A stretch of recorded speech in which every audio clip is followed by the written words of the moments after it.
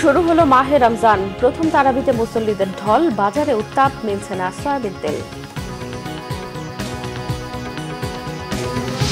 আগামী নির্বাচনেই বড় ক্ষেত্র তৈরির সম্ভাবনা নেই নতুন দল এনসিপির, অভিমত বিশ্লেষকদের। কারো এজেন্ডা বাস্তবায়নের চেষ্টা করলে মুখ থুবড়ে পড়ার আশঙ্কা। টঙ্গী মাজার বস্তিতে যৌথ বাহিনীর অভিযান, ৬০ জন আটক, সুরঙ্গের সন্ধান, অস্ত্র মাদক উদ্ধার।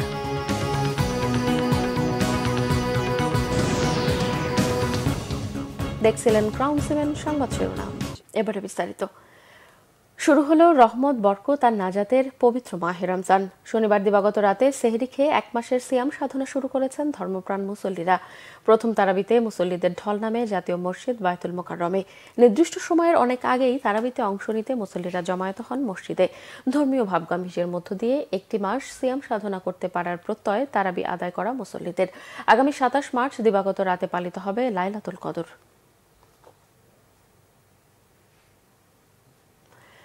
রোজার উত্তাপ ছড়িয়ে পড়েছে মাছ, মাংস ও সবজির বাজারে। তীব্র সংকট সয়াবিন তেল সরবরাহে বাজার ঘুরে কোথাও মিলছে না এই পণ্যটি।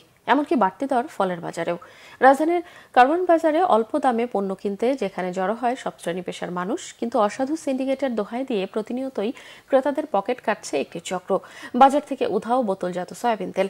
এতে ভোক্তা সাধারণ রমজানের পণ্য কিনতে গিয়ে চরম বিপাকে পড়েছেন। সরকার বাজার সিন্ডিকেট ভাঙতে ব্যর্থ বলে মত তাদের। চড়া লেবু, শসার দাম। এক হালি লেবু বিক্রি হচ্ছে ৬০ থেকে ৮০ টাকায়, শসা বিক্রি হচ্ছে ৭০ থেকে ১০০ টাকায়। ক্রেতাদের অভিযোগ, সঠিক তদারকির অভাবে বাজারে অস্থিরতা কমছে না। দেশের নতুন রাজনৈতিক দল জাতীয় নাগরিক পার্টি এনসিপি আগামী নির্বাচনে একটি রাজনৈতিক শক্তি হিসেবে আবির্ভূত হলেও দেশ পরিচালনার দায়িত্বে যাওয়ার সম্ভাবনা দেখছেন না রাজনৈতিক বিশ্লেষক অধ্যাপক ডক্টর এম সিদ্দিকুর রহমান খান। আর বিএনপি স্থায়ী কমিটির সদস্য অবসরপ্রাপ্ত মেজর জেনারেল হাফিজউদ্দিন আহমেদ মনে করেন, এই নতুন দলের সাথে অন্তর্বর্তী সরকারের কয়েকজন উপদেষ্টা জড়িত। দলটিকে কিংস পার্টি বানানো হলে দলটির ভবিষ্যতের জন্য খারাপ হবে বলেও মনে করেন তিনি। মহিবুল্লাহ মহিবের রিপোর্টে বিস্তারিত। নানা জল্পনা কল্পনার অবসান ঘটিয়ে অবশেষে শুক্রবার জাতীয় সংসদের সামনে থেকে যাত্রা শুরু করে জুলাই বিপ্লবে নেতৃত্ব দেয়া তরুণদের নতুন রাজনৈতিক দল জাতীয় নাগরিক পার্টি।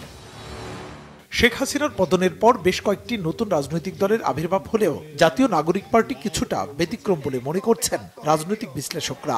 নতুন দলকে স্বাগত জানালেও এই সংগঠনের সাথে অন্তর্বর্তী সরকারের কয়েকজন উপদেষ্টা জড়িত আছেন বলে মনে করেন বিএনপির স্থায়ী কমিটির সদস্য অবসরপ্রাপ্ত মেজর হাফিজউদ্দিন আহমেদ। মনে হয় যে এটার সাথে সরকারি দলের এই অন্তর্বর্তীকালীন সরকারের উপদেষ্টা কয়েকজন জড়িত। তাদেরকে যদি কিংস পার্টি বানানো হয় তাহলে দলটির জন্য খারাপ। কোনো কিংস পার্টি বাংলাদেশে তো স্থায়ী আসন লাভ করতে পারেনি। সুতরাং তারা সরকারের দিকে না তাকিয়ে থেকে জনগণের দিকে তাকিয়ে যেন রাজনীতি করে, এটাই আমরা আশা করব। এই দলটি মূলত তরুণদের দ্বারা গঠিত হয়েছে এবং বাংলাদেশে এখন ৩৫% জনসংখ্যার আছে তরুণ। তবে এই তরুণরা সবাই এই দলের সাথে যুক্ত হবেন এমনটাও ভাবার কোনো কারণ নাই, কারণ বাংলাদেশের বিদ্যমান রাজনৈতিক দলগুলোরও একটা তরুণদের মধ্যে বড় প্ল্যাটফর্ম তাদেরও আছে। তরুণ প্রজন্মের বাইরে যে আমাদের জনগোষ্ঠীর একটা বড় অংশ আছেন যারা দীর্ঘদিন ধরে কোনো না কোনোভাবে রাজনৈতিক আদর্শ, রাজনৈতিক কর্মসূচি সেইগুলোর সাথে তারা যুক্ত আছেন, সেই লোকগুলোকে তাদের কর্মসূচির দিকে কতটুকু আকৃষ্ট করতে পারবেন এটার উপর এই রাজনৈতিক দলের ভবিষ্যৎ নির্ভর করে।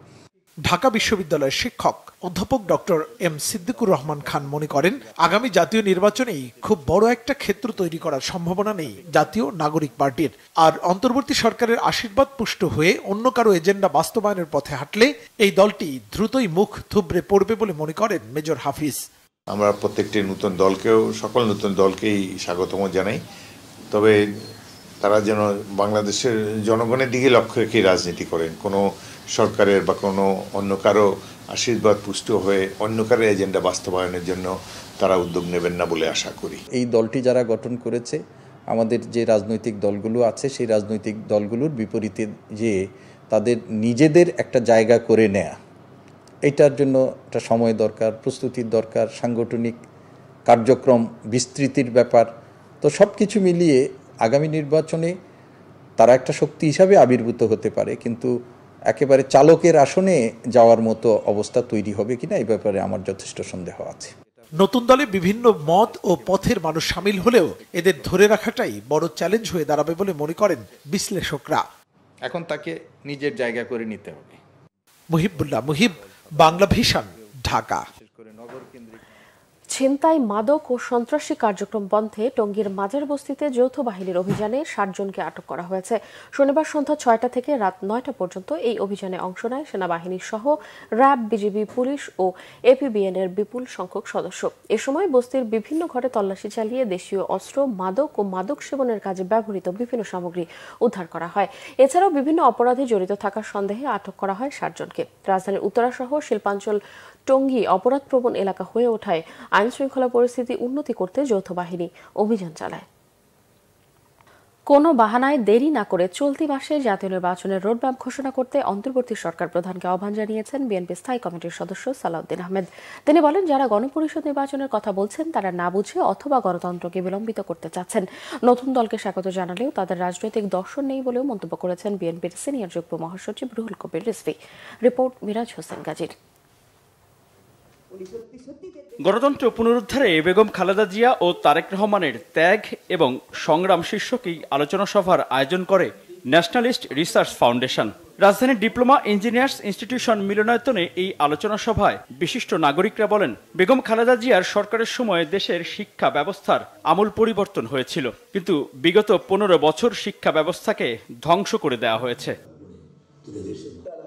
অনুষ্ঠানে বিএনপি নেতারা বলেন, বেগম খালেদা জিয়া দেশ ও দেশের মানুষের স্বার্থ রক্ষা করতে গিয়ে জুলুম নির্যাতন সহ্য করেছেন, কিন্তু আপোষ করেননি। বিএনপি সবসময় বাংলাদেশের পক্ষের শক্তি হয়ে রাজনীতি করে বলেও মন্তব্য করেন নেতারা। তারা বলেন, বিএনপিকে নিয়ে যারা মিথ্যাচার ও অপপ্রচারে লিপ্ত রয়েছে, জনগণ তাদের প্রত্যাখ্যান করবে।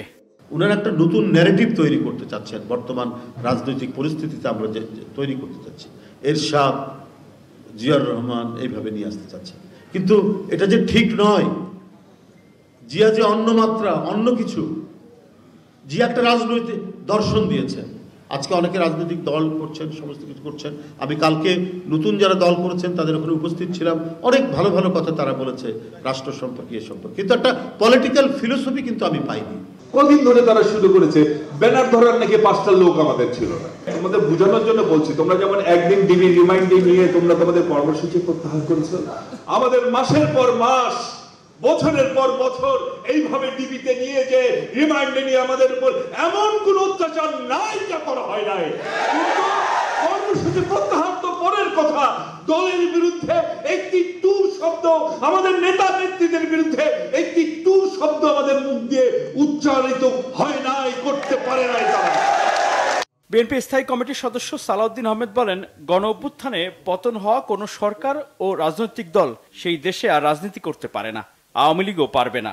অন্তর্বর্তীকালীন সরকারকে দ্রুত জাতীয় নির্বাচনের রোডম্যাপ ঘোষণা করতে আহ্বান জানান সালাউদ্দিন আহমেদ। 5ই আগস্টের ছাত্র গণ অভ্যুত্থান কি মেম্বার চেয়ারম্যান ইলেকশনের জন্য হয়েছিল? দেশে পৌরসভা উপজেলা চেয়ারম্যানদের নির্বাচনের জন্য কি 5ই আগস্ট হয়েছিল? তাহলে তারা কেন শুধু মেম্বার চেয়ারম্যান ইলেকশন নিয়ে আগে হবে এই দাবি তুলছে? মাননীয় প্রধান উপদেষ্টা, আপনাকে অতি শীঘ্র জাতীয় সংসদের রোডম্যাপ প্রদান করতে হবে, নির্বাচনের রোডম্যাপ। যদি আপনি কোনো বাহানায় এই মাসের মধ্যে জাতীয় সংসদ নির্বাচনের রোডম্যাপ প্রদান না করেন, তাহলে সেটা আমরা রাজনৈতিকভাবে গণতান্ত্রিক শক্তিগুলো বসে আমাদেরকে পুনরায় নির্ধারণ করতে হবে আমরা কোন প্রক্রিয়ায় গণতান্ত্রিক গণতন্ত্রের পথ বন্ধ হয় বা দীর্ঘায়িত হয় এমন কোন রাজনৈতিক কার্যক্রম থেকে বিরত থাকতে সকল দলের প্রতি আহ্বান জানিয়েছেন বিএনপি নেতারা। মিরাজ হোসেন গাজী, বাংলা ভিশন, ঢাকা। দর্শক, এই ছিল এখনকার মতো। পরের সংবাদ সকাল 11টায়। এছাড়াও বাংলা ভিশন সংবাদ ও সংবাদ সংশ্লিষ্ট অনুষ্ঠান দেখতে ভিজিট করুন www.bbnews24.com ও facebook.com/banglavisionnews এবং সাবস্ক্রাইব করুন youtube.com/banglavisionnews। এতক্ষণ সঙ্গে থাকায় ধন্যবাদ সবাই।